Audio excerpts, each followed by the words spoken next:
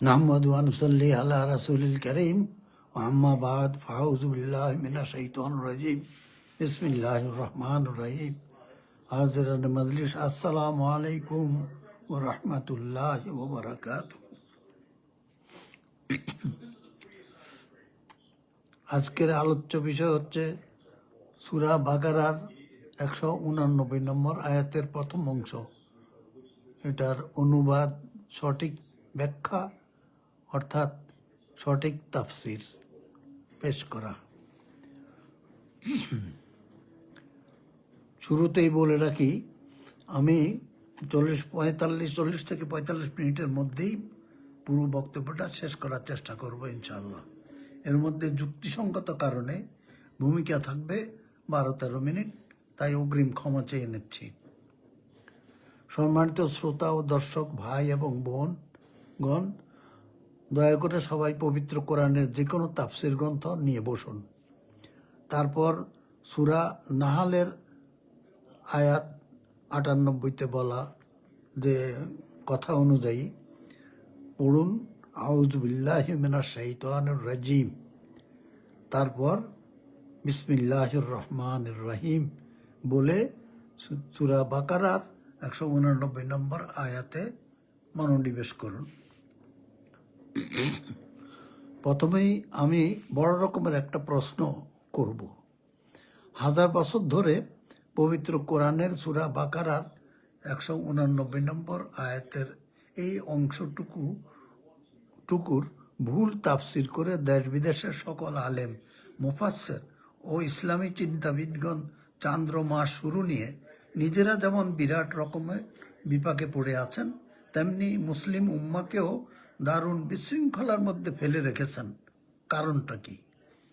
এর জবাব তো নিশ্চয়ই ওনারা দিতে পারবেন না কেউ।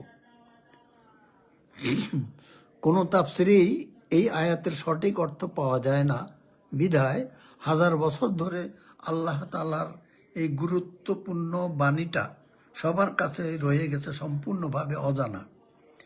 আশা করি মুসলিম উম্মার এতদিনের এই পুরাতন সমস্যার শরিয়া সম্মত সমাধান আজকের বক্তব্যের মাধ্যমে আপনারা পেয়ে যাবেন ইনশাআল্লাহ।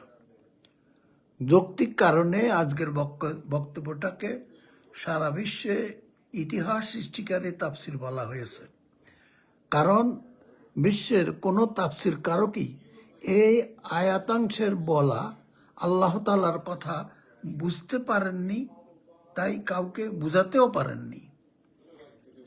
আশা করি বক্তব্য শেষে এই দেশের আলেম সমাজ এবং আপনারা আমার সাথে একাত্মতা ঘোষণা করবেন। সম্মানিত শ্রোতা ও দর্শক, দয়া করে প্রখর দৃষ্টি, গভীর আন্তরিকতা, সতর্ক মন এবং মানসিকতা নিয়ে শক্ত হয়ে বসুন এবং আল্লাহ তাআলার প্রত্যেকটা সূক্ষ্ম কথাকে অন্তর দিয়ে শোনার এবং বোঝার চেষ্টা করুন। নিশ্চয়ই মহান আল্লাহ তাআলা সবাইকে তার সত্য সঠিক বাণী জানার, বুঝার এবং মানার তৌফিক দান করবেন। বাংলাদেশের বিজ্ঞ আলেমদেরকে অনুরোধ করব, দয়া করে আমার কথাগুলো মন দিয়ে শুনুন এবং এর মধ্যে কোনো ভুল থাকলে সংশোধন করে দিন। আর যদি সঠিক মনে হয় তবে গ্রহণ করে নিন, বৈরিতা ভুলে যান, আল্লাহকে ভয় করুন এবং অযথা মানুষের রোজা ঈদ আর নষ্ট করবেন না। আমি বিগত 24 বছর যাবৎ রোজা এবং ঈদ নিয়ে পবিত্র কোরআন, হাদিস ও জ্যোতির্বিজ্ঞানের সাহায্যে চিন্তা গবেষণা করে যাচ্ছি। এর মধ্যে আমি 3টা বাংলা এবং 2টা ইংরেজি বইও লিখেছি। দেশে এবং বিদেশে বক্তব্য, বিবৃতি এবং লেখার মাধ্যমে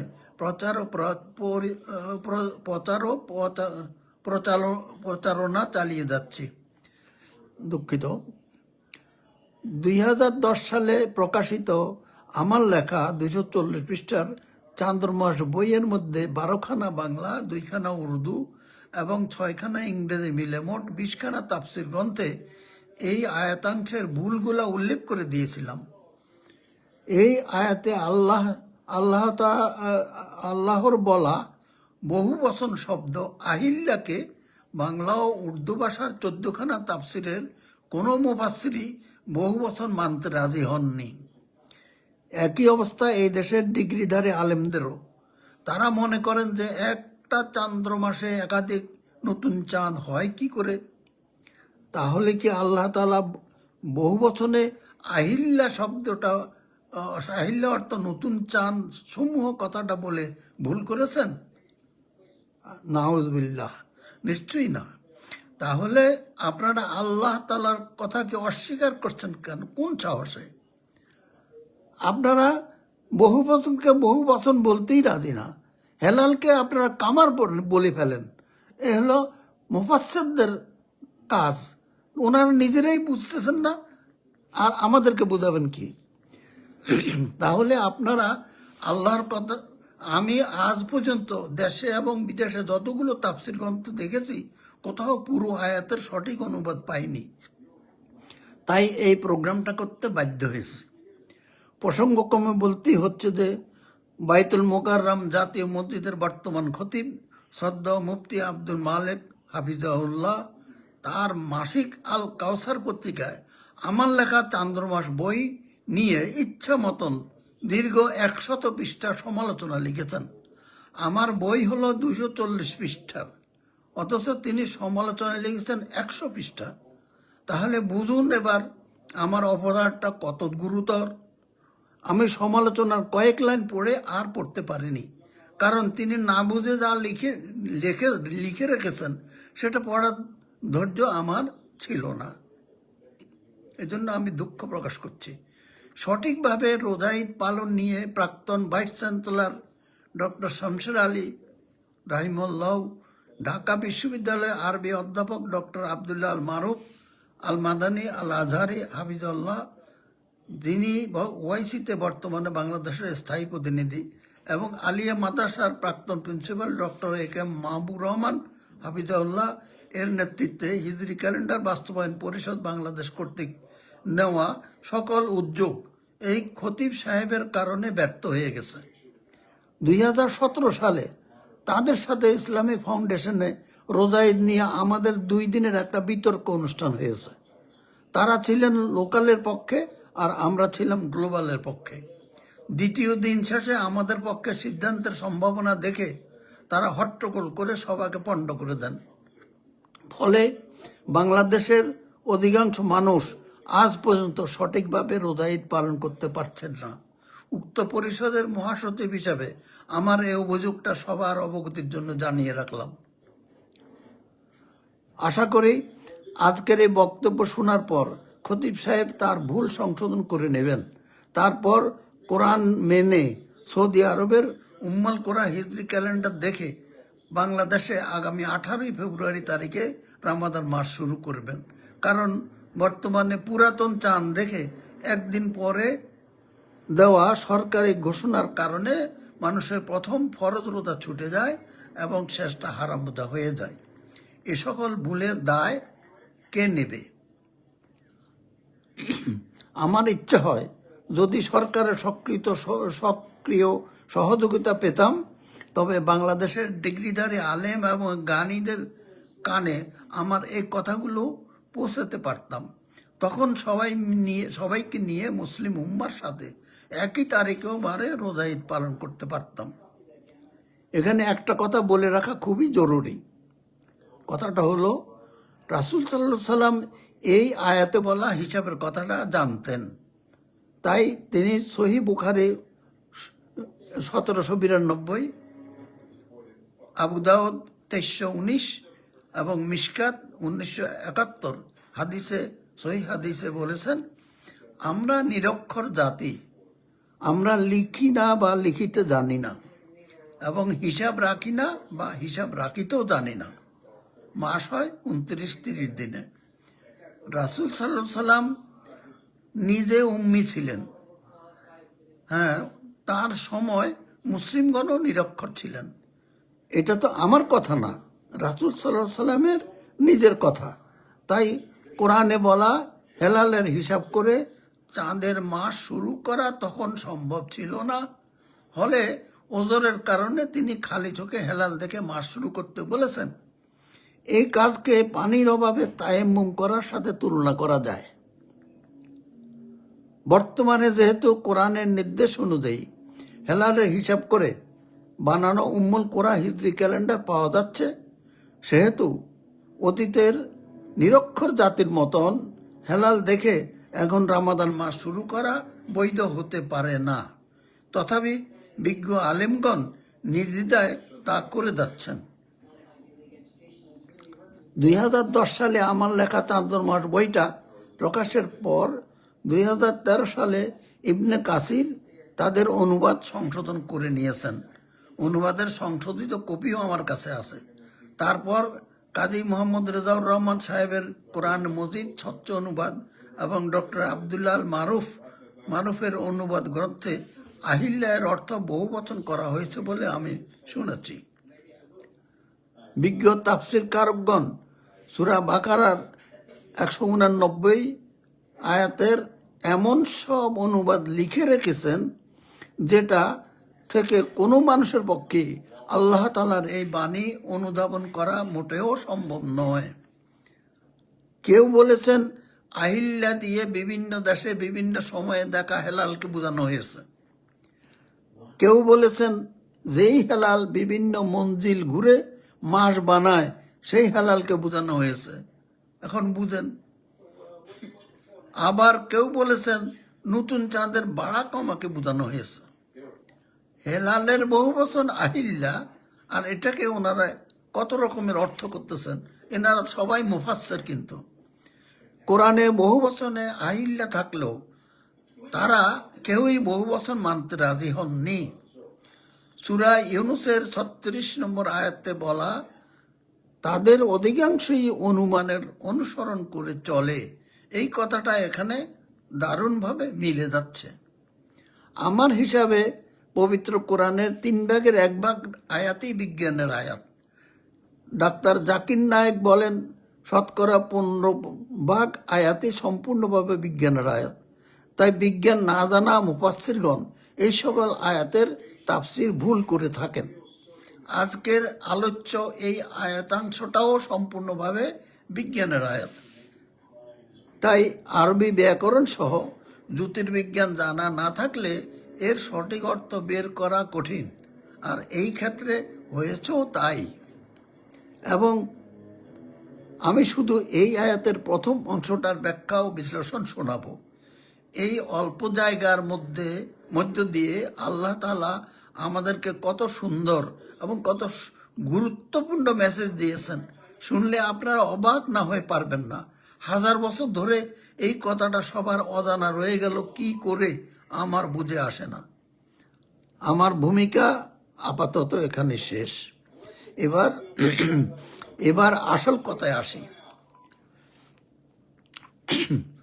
সূরা বাকারার 189 নম্বর আয়াতের প্রথম অংশে আল্লাহ তাআলা বলেছেন,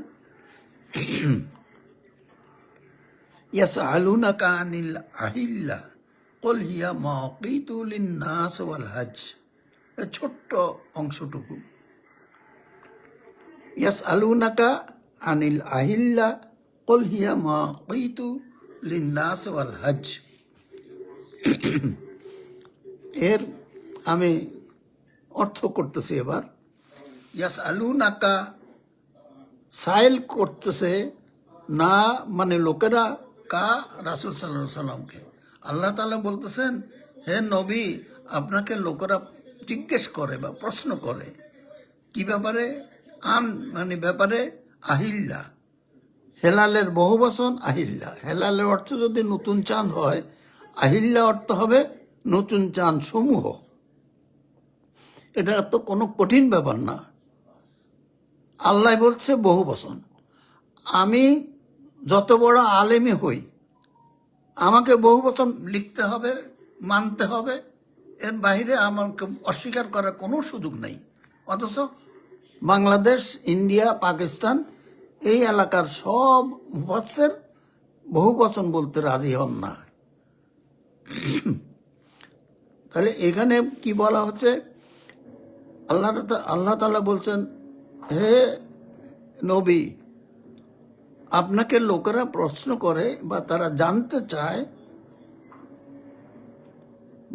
নতুন চাঁদ সমূহ সম্পর্কে, অর্থাৎ নতুন চাঁদ সমূহ আল্লাহ তাআলা কি জন্য দিয়েছেন, এটার প্রয়োজনীয়তা কি।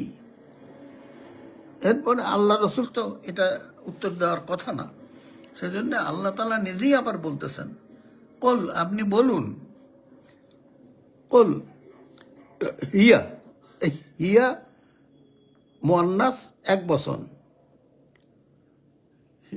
হিয়া শব্দটা এক বচন এবং মুয়ান্নাস ইসমে জমির, এটা দিয়ে আহিল্লাকে উদ্দেশ্য করা হয়েছে।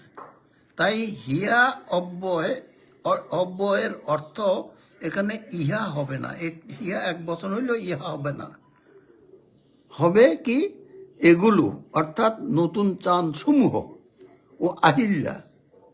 আহিল্লা হিয়া দিয়ে আহিল্লাকে বোঝানো হয়েছে, হেলালের বহু বচন নতুন চাঁদ সমূহ, অতএব হিয়া অর্থ আল্লাহ তাআলা বলছেন কল হিয়া আপনি বলুন এই নতুন চাঁদগুলো কয়টা সেটা আমরা পরে আসতেছি।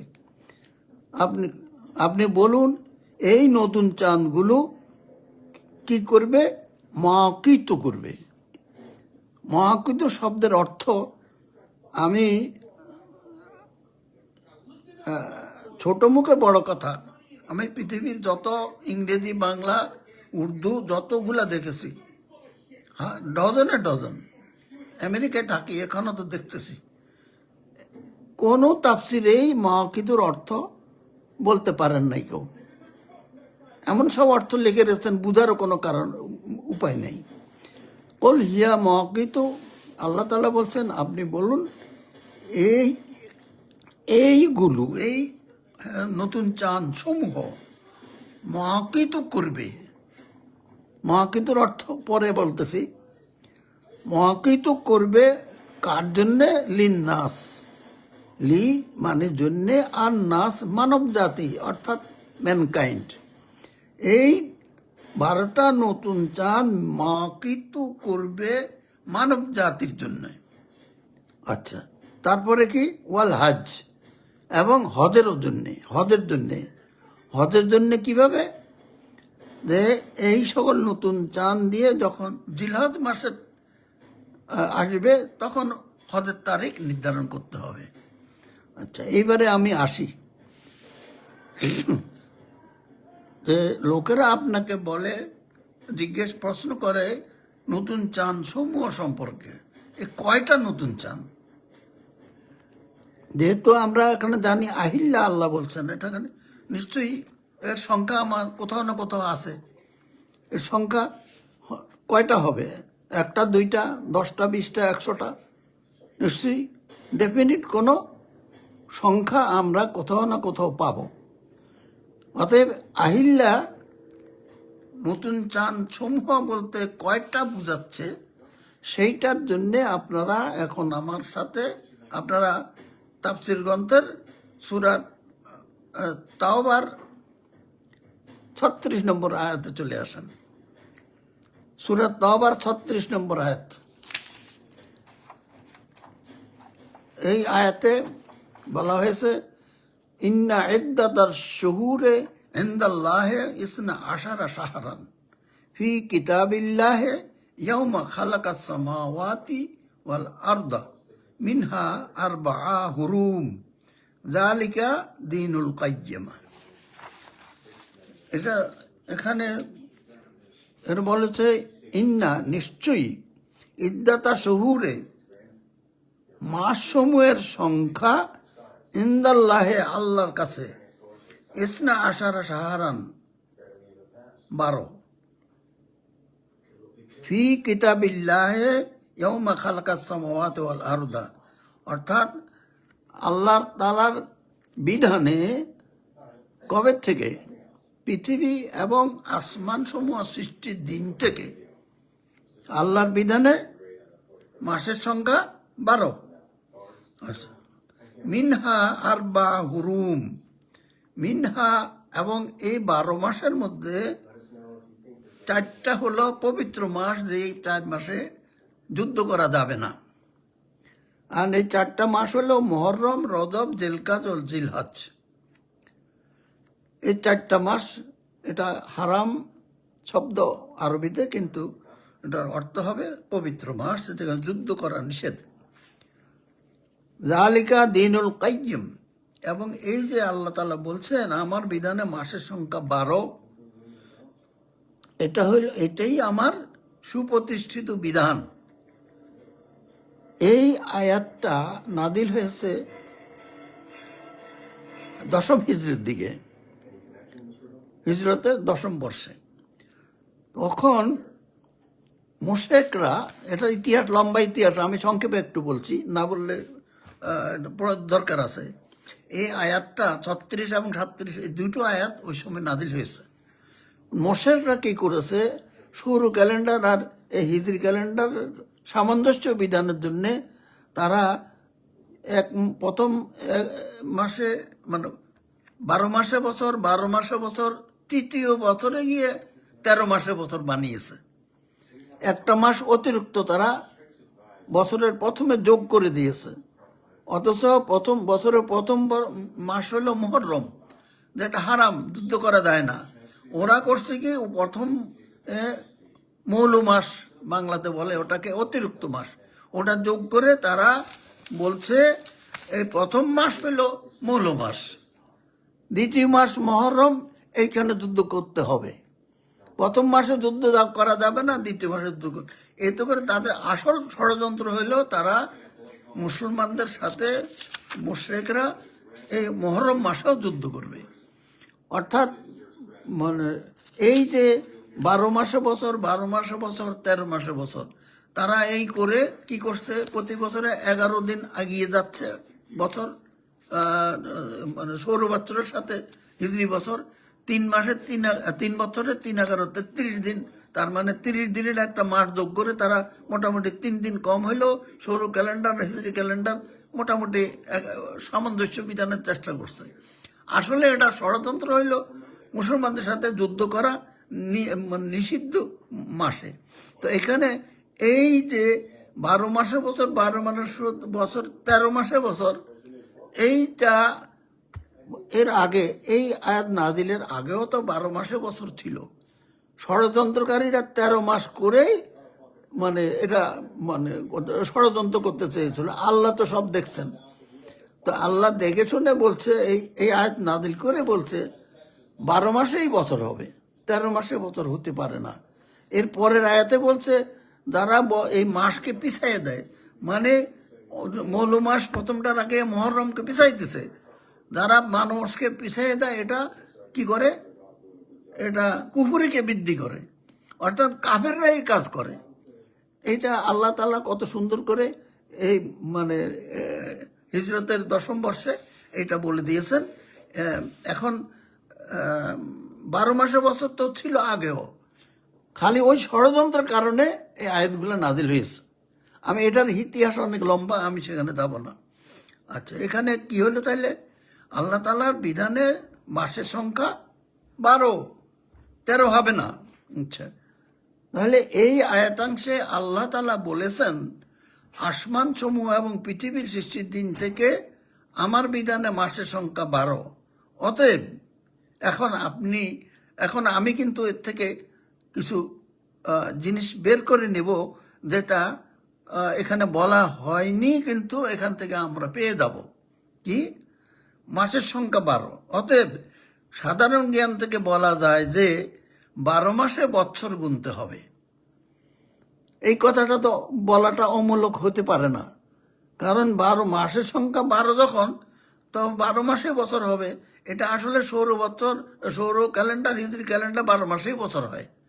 তো অতএব এটা নতুন কথা না, তবে ওই কারণ নাজিল হওয়ার কারণটা বলে দিলাম। আচ্ছা, তাহলে 12 মাসে বছর গুনতে হবে। আচ্ছা, এইবার 12টা চান্দ্র মাস শুরু করতে হবে কিভাবে? মুহররম মাস শুরু করতে হলে আমরা তো সবাই জানি, মুহররম মাস শুরু করতে হবে হেলাল দেখে। তারপরে রামাদান মাস যেমন শুরু করি আমরা হেলাল দেখে, এরকম 12টা মাসই আমরা হেলাল দেখে শুরু করব। এক মাসের হেলাল দিয়ে আর এক মাস শুরু করা যায় না। অর্থাৎ 12টা মাসের 12টা হেলাল দিয়ে শুরু করতে হবে 12টা মাস। আমার মনে হয় আমি এটাকে মানে বেশি বোঝানোর দরকার নেই। 12টা নতুন চাঁদ দিয়ে 12টা মাস শুরু করতে হবে এই আয়াতে বলা নেই, কিন্তু আমরা তো এটা জানি। আমরা এই আয়াত থেকে এই জিনিসটা নিতে পারি। তার মানে বছরে নতুন চাঁদের সংখ্যা কয়টা হবে? 12 মাসে 12টা। অর্থাৎ বছরে নতুন চাঁদের সংখ্যা 12টা যদি হয়, আর এক মাসে একটা নতুন চাঁদকে যদি আমরা হেলাল বলি, 12টা নতুন চাঁদকে এক কথায় কি বলবো? আহিল্লা। তাহলে এই যে আমি 12টা নতুন চাঁদকে আহিল্লা বললাম, এই কথাটাই সূরা বাকারার ওই আহিল্লা, একই জিনিস। আমি এই আয়াত থেকে সূরা বাকারার আবার আমরা যাই ফেরত, ওখানে গিয়ে তখন দেখি কি আছে, ইয়াসালুনাকা আনিল আহিল্লা। এই আহিল্লা অর্থ নতুন চাঁদ সমূহ, ব্র্যাকেটের ভিতর বলতে হবে 12 মাসে 12টা। কোথায় পেলাম? সূরা তবার 36 নম্বর আয়াতে। সেখান থেকে আমি এই 12 মাসে 12টা নতুন চাঁদ পেয়েছি। তাহলে নতুন চাঁদের সংখ্যা কত? 12। কমও না বেশিও না। আচ্ছা, তাহলে এই আমি এই আহিল্লা পর্যন্ত অনুবাদটা বা তাফসিরটা, অনুবাদ তো হেলালের অনুবাদ নতুন চাঁদ, কেউ বলছে কামার, তো কি অনুবাদ হইল তাহলে? কারণ আমি তো হেলালের অনুবাদ হলো নতুন চাঁদ, আহিল্লা হলো নতুন চাঁদ সমূহ। এখন কয়টা সেটা আমি সূরা তবা 36 নম্বর আয়াত থেকে পেলাম, নিয়ে আসলাম কি 12 মাসে 12টা, এটি আহিল্লা। এরপরে কল হিয়া, বলো আপনি বলুন, হিয়া মানে একটু আগে বলছি নতুন চাঁদ সমূহ বোঝাচ্ছে। কয়টা? 12 মাসে 12টা। তার মানে হিয়া অর্থ 12টা নতুন চাঁদ। হিয়া অর্থ 12টা নতুন চাঁদ। এ কি করবে? মাকিত করবে। এবার আসেন, মাকিত শব্দটা আমি তো যত দেখেছি কোথাও পাইনি, কোনো তাফসীর কারক এটা বুঝানো নেই, আর বুঝাবে তো দূরেরই কথা। তো মাকিত, এটা এই শব্দটা মিকাতের বহুবচন। এই শব্দটার মূল ধাতু হলো ওয়াক্ত। ওয়াক্ত মানে সময়। তা সময় থেকে কি হলো মিকাত, মিকাত থেকে মাকিতু বহুবচন। মিকাতের বহুবচন মাকিতু। আচ্ছা, বাট একটা কথা মনে রাখতে হবে, এই শব্দটার সাথে সময় জড়িত, সময় সম্পর্কিত এখানে। আচ্ছা, তাহলে এখন মিকাতের ডিকশনারিতে আমরা অর্থ দেখি কি আছে। একটা অর্থ আছে আরম্ভের স্থান, আর একটা অর্থ হলো আরম্ভের সময়। এই দুইটা অর্থে ডিকশনারিতে পাওয়া যাবে। প্রথমটা হলো মিকাত, আরম্ভের স্থান। এটা যারা হজে গিয়েছেন তারা নিশ্চয়ই জানবেন,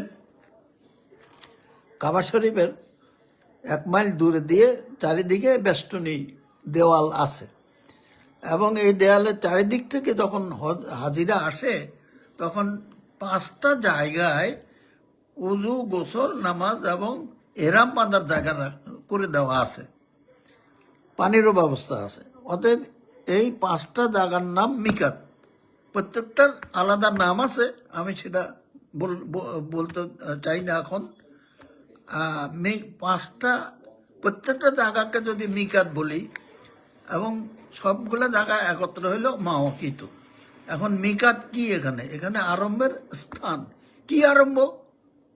হজ বা উমরা। উমরা এহরাম বাঁধে উমরা আরম্ভ করার স্থান হইল এই মিকাত। তো আমাদের এই আয়াতের প্রথম অংশে কি আছে? ইয়াসআলুনাকা আনিল আহিল্লা। এই হেলাল সমূহ, নতুন চাঁদ সমূহের সাথে হজের সম্পর্ক নেই। হজের সম্পর্ক ওয়াল হাজের সাথে ওখানে আছে, কিন্তু 12টা নতুন চাঁদ কি করবে সেই কাজটা মাওয়াকিত। এখানে হজের কথা আসবে না, কারণ 12টা নতুন চাঁদ হজের সাথে এখানে আসবে না। তাহলে কি হবে? আরম্ভের সময়। আরম্ভের সময় ডিকশনারি থেকে পাইছি, তাহলে ওই সময়টা কি? বুখারী শরীফের একটা অধ্যায় আছে, নাম হলো মাওয়াকিতুস সালাত, নামাজের আরম্ভ সমূহ, 5 ওয়াক্ত নামাজের আরম্ভ নিয়ে যত হাদিস ওই অধ্যায়ের মধ্যে সন্নিবেশিত করা হয়েছে। তো এখন এই অধ্যায়টা কিসের জন্যে? 5টা ওয়াক্ত নামাজের আরম্ভের সময় সম্পর্কিত। তো আমরা 12টা নতুন চাঁদের সাথে 5 ওয়াক্ত নামাজের তো সম্পর্ক করতে পারি না, সম্পর্ক হওয়ার কথা না। তাহলে আমরা যে 2টা অর্থ পেয়েছি ডিকশনারিতে, দুই অর্থটাই বাদ হয়ে গেল। কারণ একটা হইল আরম্ভের স্থান, ওটা এখানে চলে না। 12টা হেলালের সাথে সম্পর্ক হতে পারে না, 12টা হেলালের সাথে 5 ওয়াক্ত নামাজেরও সম্পর্ক হতে পারে না। তাহলে এখন আমরা কি করব? তাহলে এখানে আমাদের এই শব্দটার মূল ধাতু ওয়াক্ত, সময়। এখানে এমন একটা অর্থ আসবে যে অর্থ সময় বুঝাবে, এবং সেই অর্থটাই হচ্ছে এই মিকাত। এখানে মাওয়াকিতে সেই অর্থটা হচ্ছে মাস। মাসও কি ঘন্টা, মিনিট, দিন, 29-30 দিনে মাস হয়। তো সবই তো, এগুলো তো সময়। অতএব এখানে যদি আমরা মাওয়াকিত মানে মাসসমূহ, সময়সমূহ বা মাসসমূহ এখানে ধরি, তাহলে ওই আমার বলুন 12টা নতুন চাঁদের সাথে মাসসমূহর সম্পর্ক, এটা সূরা তাওবাতেও আমরা পেয়েছি, এখানেও তাই। এখন তফাৎ কোথায়? সূরা তাওবাতে বলছে মাসের সংখ্যা, বছরে মাসের সংখ্যা হলো 12, সেখানে হেলালের কথা নাই। এইখানে হেলাল দিয়ে বলছে এই 12টা হেলাল, কল হিয়া মাওয়াকিতু, কল আপনি বলুন হিয়া, এই 12টা হেলাল মাওয়াকিত করবে, মানে 12টা মাস আরম্ভ করবে। কারণ আরম্ভের স্থান, আরম্ভের সময়, সময় এবং আরম্ভ দুই কথাটাই থাকতে হবে। এটা হইল 12টা মাস এখানে অর্থ হবে, এবং এটা আরম্ভের সময়সমূহ অর্থাৎ মাসসমূহ। অর্থাৎ বলুন এই 12টা নতুন চাঁদ 12টা মাসের আরম্ভকারী, আরম্ভ করবে, 12 মাস আরম্ভ করবে। দেখেন কত সুন্দর সহজ অর্থ বেরিয়ে গেল। তাহলে বল হিয়া মাওয়াকিত অর্থ, আপনি বলুন এই 12টা নতুন চাঁদ 12 মাসের আরম্ভকারী, 12 মাস শুরু করবে। লিন্নাস, কার জন্যে? মানব জাতির জন্য, হিন্দু, বৌদ্ধ, খ্রিস্টান কেউ বাকি নাই। তাহলে এই যে 12টা হেলাল দিয়ে 12 মাস আরম্ভ করতে হবে, কারা করবে? মানব জাতির সবাই করবে। এই আয়াতের এখন দেখেন কি দাঁড়ালো, অর্থটা দাঁড়াইলো লিন্নাস, মানব জাতির জন্য। ওয়াল হজ কেন হইলো? যে হজের মাসের নতুন চাঁদ দিয়ে হজ, জিলহজ মাস শুরু করে 8 তারিখে হজের তারিখ নির্ধারণ করতে হবে। দেখেন 12টা নতুন চাঁদ 12 মাসের আরম্ভকারী, তারপরে হজের সাথে সম্পর্ক এসে গেল। আচ্ছা, সঠিক অর্থ দাঁড়ালো কি? হে নবী, লোকেরা আপনাকে জিজ্ঞাসা করে নতুন চাঁদ সমূহ, ব্র্যাকেটের ভিতর বলতে হবে 12 মাসে 12টা নতুন চাঁদ, না হলে তো যে পড়বে সে তো বুঝবে না এই সম্পর্কে। আপনি বলে দিন এগুলো মানে 12টা নতুন চাঁদ সময় সমূহের আরম্ভকারী। সময় সমূহ বলতে ব্র্যাকেটের ভিতরে বলতে হবে 12 মাসের আরম্ভকারী। তাহলে পুরো কার জন্য? পুরো মানব জাতির জন্য, লিন্নাস, এবং হজের তারিখ নির্ধারণের জন্য। তাহলে এটা হইল সঠিক অর্থ।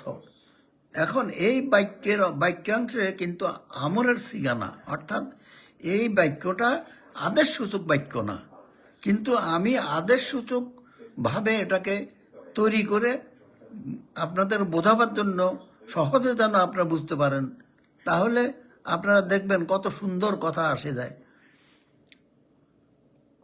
তা আমি আদেশ সূচক বাক্য করব এই জন্যে, যাতে করে আল্লাহর বাণীটা সহজে আপনারা বুঝতে পারেন। এই আয়াতাংশে আল্লাহ তাআলা বলতে চেয়েছেন, কি বলতে চেয়েছেন? হে মানব জাতি, সকল ধর্মের মানুষ, তোমরা 12টা নতুন চাঁদ দিয়ে হিসাবের মাধ্যমে 12টা চাঁদ্রমা শুরু করো। এইভাবে মুসলমানদের হজের তারিখ নির্ধারণ করো। খুব সহজ। এখন এখানে একটা কথা আমি বলে ফেলছি হিসাবের সাহায্যে। এখানে হিসাবের কথা বলা হয়নি, এখানে বলা হয়নি, কিন্তু অনেক আরো বেশ অনেকগুলো আয়াতে হিসাবের কথা বারবার বলছেন আল্লাহ তাআলা। হেলাল দেখার কথা কোরআনে, পবিত্র কোরআনে কোথাও একবারও বলা হয়নি। হিসাব করো, হিসাব করো, হিসাব করো। তাহলে এখানে কি হলো? হে মানব জাতি, তোমরা 12টা নতুন চাঁদ দিয়ে 12টা চান্দ্রমাস শুরু করো। এইভাবে হজের তারিখ নির্ধারণ করো। দেখেন এখানে কি হলো? 12টা নতুন চাঁদ দিয়ে 12 মাস আরম্ভ করতে আল্লাহ বলেছেন হিসাবের মাধ্যমে। আমি পরে আসবো সে কথা। কিন্তু আর সূরা তওবার 36 নম্বর আয়াতে বলছে মাসের সংখ্যা 12। ওই কারণ ওই 13 মাস দিয়ে ও ষড়যন্ত্রকারীরা ষড়যন্ত্র করতে চাইছে, সেটা আল্লাহ তাআলা নস্যাৎ করে দিয়েছেন। আচ্ছা, এবার অবাক করা 2-3টা তাফসীর উল্লেখ করছি, শুনলে পাগলামি ছাড়া কিছুই মনে হবে না। আমি তো আপনাদের সহজে বললাম 12টা নতুন চাঁদ দিয়ে 12 মাস শুরু করতে হবে। এখন এ কুল হিয়া ইয়াসালুনাকা আনিল আহিল্লা কুল হিয়া মাওয়াকিতুল লিন্নাস ওয়াল হজ। বিশ্ববিখ্যাত আলেমে দিন, আমি কিন্তু কাউকে ছোট করার জন্য বলবো না, যেটা আমি পেয়েছি সেটা বলতেছি। আলেমে দিন সৈয়দ আবুল আলা মাউদুদি রাহিমাহুল্লাহ তার তাহফিমুল কোরআনে এই আয়াতাংশের অনুবাদে লিখেছেন, লোকেরা তোমাকে চাঁদ ছোট বড় হওয়ার ব্যাপারে জিজ্ঞাসা করে। আহিল্লার অর্থ লিখেছেন চাঁদ ছোট বড় হওয়ার ব্যাপারে জিজ্ঞাসা করে। হেলালের বহুবচন আহিল্লা। মৌদুদি সাহেব যে হেলালের বহুবচন আহিল্লা জানেন না, এটাকে বিশ্বাস করা যায়? উনি সেখানে লিখছেন কামার, চাঁদ, নতুন চাঁদ না। তারপরে আবার ছোট বড় হওয়ার ব্যাপারে জিজ্ঞাসা করছেন। এটার সাথে আহিল্লার কোনো সম্পর্কই নাই। আচ্ছা, তারপর বলছেন বলে দাও এটা হচ্ছে লোকেদের জন্য তারিখ নির্ণয় ও হজের আলামত। বুঝলেন? কি বোঝা গেল? আল্লাহ মাফ করুক। এই গেল ওনার কথা। আচ্ছা, ডক্টর মোহাম্মদ মুস্তাফিজুর রহমান কোরআন শরীফ বঙ্গানুবাদে লিখেছেন, তারা তোমার কাছে নতুন চাঁদের বিষয়ে জানতে চায়। সমূহ গেল কোথায়? বলে দাও এটি মানুষের জন্য এবং হজের জন্য সময় নির্ধারণ করার মাধ্যম। আহা, কত এমন সুন্দরভাবে বলছে, আমরা কিছুই বুঝলাম না। এটি মানুষের জন্য এবং হজের জন্য সময় নির্ধারণ করার মাধ্যম। উনি এমন কথা বলে চলে গেলেন। আমরা বুঝলাম কি বুঝলাম না এটা নিয়ে ওনাদের মাথা ব্যথা নাই। মতিউর রহমান খান তার শব্দার্থে আল কোরআনুল মজিদে লিখেছেন, লোকেরা তোমার নিকট চাঁদের হ্রাস বৃদ্ধির কারণ সম্পর্কে জিজ্ঞাসা করে। আহিল্লা অর্থ চাঁদের হ্রাস বৃদ্ধি। বুঝেন? ওনারা তাফসির কারক, আমি তো তাফসির কারক না, আমি মুফাসসিরই না।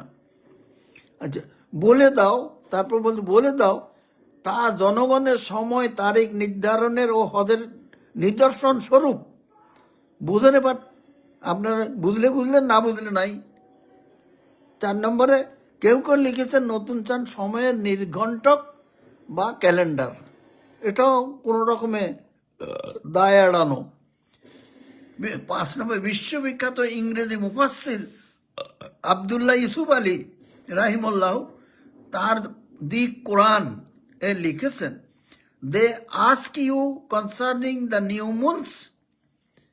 দেখেন আহিল্লার অর্থ নিউ মুনস এখানে ঠিক হয়েছে, কারেক্ট, কিন্তু কয়টা এটার উনি জানেন না। ওটা বলার সম্ভব হয় নাই, কারণ নিজে বুঝে নাই, কি করা যাবে। তবু আহিল্লা অর্থ নিউ মুনস লিখেছে, এটা অবশ্য ধন্যবাদ পাওয়ার যোগ্য। তারপরে বলছেন কুল হিয়া মানে সে, দে হিয়া মানে ইহারা, দে আর but signs to mark fixed periods of time in the affairs of men and for pilgrimage. কি বোঝা গেল? These are the signs to mark fixed periods of time in the affairs of men and for pilgrimage. এখান থেকে কিছু পাওয়া গেল? আমি তো খুব দুঃখ প্রকাশ করতে হয় আমার। এখানে আমি তিন চারটা দিয়েছি। আমি তো আমার বইতে 20খানা তাফসির, ইংরেজি 6খানা, তারপরে উর্দু 2খানা, বাংলা 12খানা দিয়েছি। ইল্লা মাশাল্লাহ সবখানে ওই একই অবস্থা। অর্থাৎ যারা পড়ে তারা বোঝার কোনো উপায় নেই। আর কি জিনিসটা কি?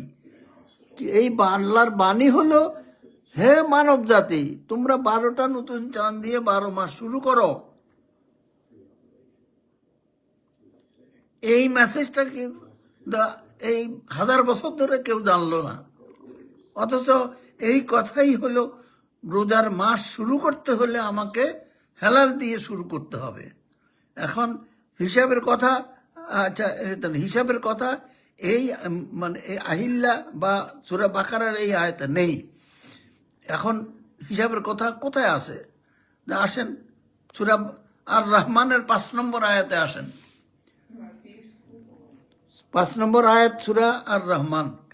আর শামসু ওয়াল কামারু বিহুসবান, ছোট্ট, এত ছোট আয়াত। আর শামসু মানে সূর্য, ওয়াল কামারু চন্দ্র, এবং চন্দ্র বেহুসবান, বে মানে সহিত, হুসবান মানে হিসাবের সহিত। কি হয়? চলে, সূর্য চন্দ্র হিসাবের সহিত চলে।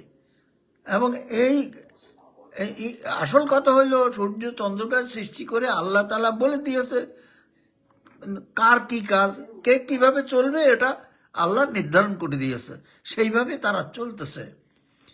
এখন বেহুসবান, এখানে একটু কথা আছে। এখানে তো হিসাব কথাটা সরাসরি নেই। হিসাব অর্থ হিসাব।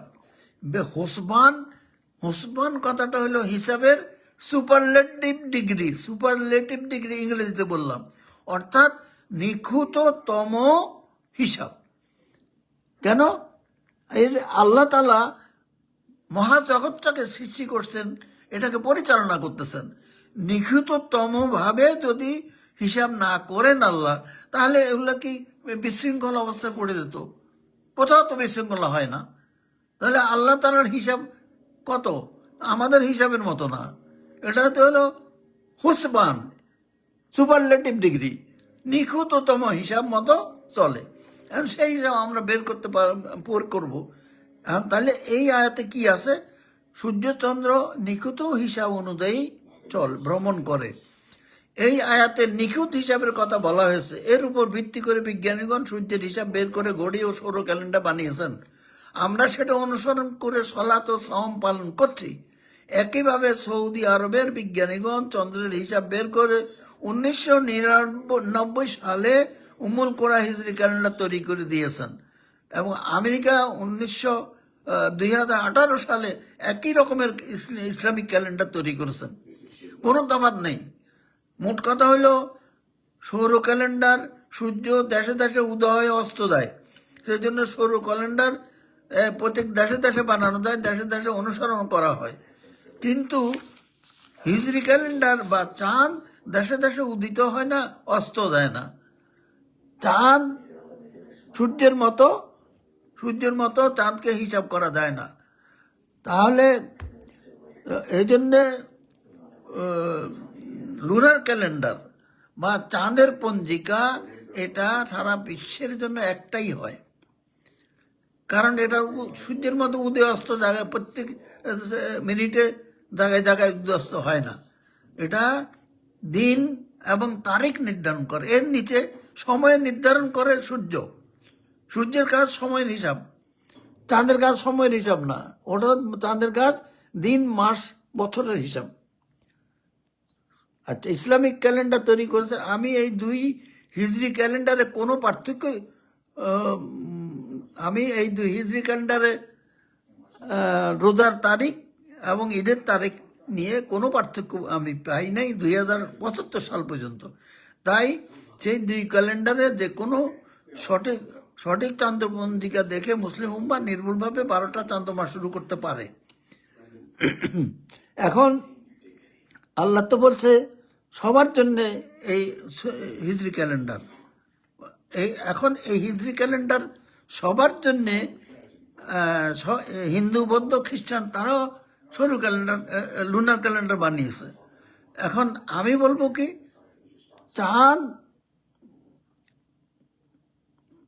চাঁদ একটা পাথরের গোলক, সে কোনো ধর্ম অনুসরণ করে না, তাই সকল ধর্মের অনুসারীকে একই হিসাব দেয়। ফলে এর ভিত্তিতে বিশ্বব্যাপী একই তারিখে বারে রামাদান মাস শুরু করে কোরআনের হুকুম অনুযায়ী মুসলিম উম্মাহ সওম ঈদ পালন করতে পারে। এখন কথা হইতে পারে কি, বিভিন্ন ধর্মের লুনার ক্যালেন্ডারের সাথে হিজরি ক্যালেন্ডারের সামঞ্জস্য কিভাবে করব? এটা খুব সহজ। সব ক্যালেন্ডারে একই তারিখে পূর্ণিমা, একই তারিখে বারে পূর্ণিমাও হয়। যে সকল ক্যালেন্ডারে, এবং লুনার ক্যালেন্ডার হোক হিজরি ক্যালেন্ডার হোক, যে সকল ক্যালেন্ডারে একই বারেও একই তারিখে পূর্ণিমা হয় না, সেগুলা ভুল, সেগুলো অনুসরণ করা যাবে না। অতএব এখন চাঁদ তো আর কোনো ধর্ম পালন করে না, সেই জন্য চাঁদের হিসাব যারা ভুল করে তারা এটার জন্য তারা দায়ী, চাঁদ দায়ী না। ফলে এর ভিতরে বিশ্বব্যাপী আমরা মানে মাস শুরু করতে পারি কিভাবে? হিজরি ক্যালেন্ডার দেখে। এখন আমাদের সেই রাসূল সাল্লাল্লাহু আলাইহি ওয়াসাল্লাম আমলে যারা নিরক্ষর জাতি ছিল তাদের মতন করে আমরা এখন হেলাল দেখে মাস শুরু করতে পারি না, এটা আমাদের জন্য বৈধ হবে না। এখন আমরা কি হিজরি ক্যালেন্ডার পেয়েছি, কোরআনের হুকুম মোতাবেক 12টা নতুন চাঁদ দিয়ে 12 মাস শুরু করে হিসাবের মাধ্যমে শুরু করে যে ক্যালেন্ডার বানানো হয়েছে সেইটা আমরা অনুসরণ করব। তাহলে আমরা বিশ্বব্যাপী একই তারিখে একই বারে মাস শুরু করব। এখন রোজাইদের সাথে সম্পর্ক কি? সূর্যের, রোজা এবং নামাজ সূর্য দেখে সময় নির্ধারণ করতে হবে, রোজা রাখতে হবে। সূরা বাকারার 187 নম্বর মাঝখানে বলা আছে, তোমরা সবে সাতেকের মধ্যে সাহারি খাও, তারপরে রোজা রাখো বেলা ডোবা পর্যন্ত। অর্থাৎ আমরা তো রাসূল সাল্লাল্লাহু আলাইহি ওয়াসাল্লাম আমলে সূর্য দেখে রোজা রেখেছেন, আমরা ঘড়ি দেখে রাখি। তাহলে ঘড়ি দেখে সূর্য ডুবলো কটার সময় ইফতার করি। অতএব সূর্যের সাথে রোজা এবং নামাজের সম্পর্ক, চাঁদের সম্পর্ক না। চাঁদের সম্পর্ক মাস শুরু নিয়া। আমার মনে হয় আমি এক কথা আর বাড়াবো না, আমার মোটামুটি কয় মিনিট, 48 মিনিট হয়ে গেছে, আমি এখানে শেষ করছি। তাহলে আরও কথা, এই হিসাবের কথা আছে সূরা আনামের 36 নম্বর আয়াতে, আর আছে সূরা ইউনূসের 5 নম্বর আয়াতে, তারপরে আছে হিসাবের কথা সূরা বনি ইসরাইলের 12 নম্বর আয়াতে, এরপরে সূরা আর রাদের 2 নম্বর আয়াতে হিসাবের কথা আছে, তারপরে সূরা নূর 44 নম্বর আয়াত, আর শেষে সূরা ইয়াসিনের 39 নম্বর আয়াতে হিসাবের কথা। সূরা কাহাফের 25 নম্বর আয়াতে আল্লাহ তাআলা বলে দিয়েছেন সৌর ক্যালেন্ডার এবং হিজরি ক্যালেন্ডারের সম্পর্কটা কি। এইটা কোথাও, পৃথিবীর কোথাও এই কথা খুঁজে পাওয়া যাবে না। অর্থাৎ এই আয়াতে মানে সূরা কাহাফের 25 নম্বর আয়াতে বলছে তারা তাদের গুহায় অবস্থান করেছিল 300 বছর, আরও 9 বছর অধিক। দেখুন, 300 বছরও বললো না, 309 বছরও বলা হলো না। দুই ভাগে বলার অর্থ হলো তারা সেখানে ছিল সৌর বছর হিসাবে 300 বছর আর হিজরি বছর হিসাবে 309 বছর। এখন হিসাব যদি আমি দেখুন, এখন হিসাব আমি করব না, হিসাব করে দেখেছি এই 300 সৌর বছর সমান সমান 309 হিজরি বছর। অতএব আল্লাহ তাআলা দুই ক্যালেন্ডারের সম্পর্কটা পর্যন্ত বলে দিয়েছেন, আর আমরা ঘুমায় আছি। এটা হুজুররা যা বলে সেটা আমরা খাবো, সেটা খাদ্য হোক আর অখাদ্য হোক। যাই হোক, আমি কথা বাড়াবো না, আমার কথা এখানে শেষ। আল্লাহ আপনারা আমার জন্য একটু দোয়া করবেন। আর যে কথাটা বললাম, এই কথাটা সারা বিশ্বের, আমি আমি আশা করব হুজুররা আমার কথাটা বুঝবেন, শুনবেন এবং সারা বিশ্বে এই এই আল্লাহ তাআলার হুকুমটা যেন বাস্তবায়িত হয়, ওনারা সেটা সহায়তা করবেন। আর যদি সত্যিকার অর্থে আপনারা বুঝে থাকেন এবং আলেম ওলামারাও বুঝে থাকেন আমার কথাটা, তাহলে তো আমি মনে করি ওনারা আমাকে মানে আমাকে কিভাবে যে অভিনন্দন জানাবেন। আমি এই অভিনন্দনের জন্য কিন্তু আজকে কথা বলি না, আমি যে এই কথা কঠিন বিষয়টা সহজভাবে আপনাদেরকে বুঝাই দিলাম, বলে দিলাম। এরপরে তো মাস রোজার আর 12 মাস শুরু করা নিয়ে আর কোনো সমস্যা নাই, থাকার কথা না। অতএব সবাই খুশি হয়ে যদি আমার জন্য দোয়া করেন, আলহামদুলিল্লাহ, আমিও আল্লাহর কাছে দোয়া করি আমার সবাই ভালো থাকেন। আল্লাহ হাফেজ। না, আখির দাওয়ানা আনিল হামদুলিল্লাহি রাব্বিল আলামিন। সুবহানাকা আল্লাহুম্মা ওয়া সুবহানাকা আল্লাহুম্মা ওয়া বিহামদিকা আশহাদু আল্লা ইলাহা ইল্লা আনতা আস্তাগফিরুকা ওয়া আতুবু ইলাইক। আসসালামু আলাইকুম ওয়া রাহমাতুল্লাহি ওয়া বারাকাতুহু।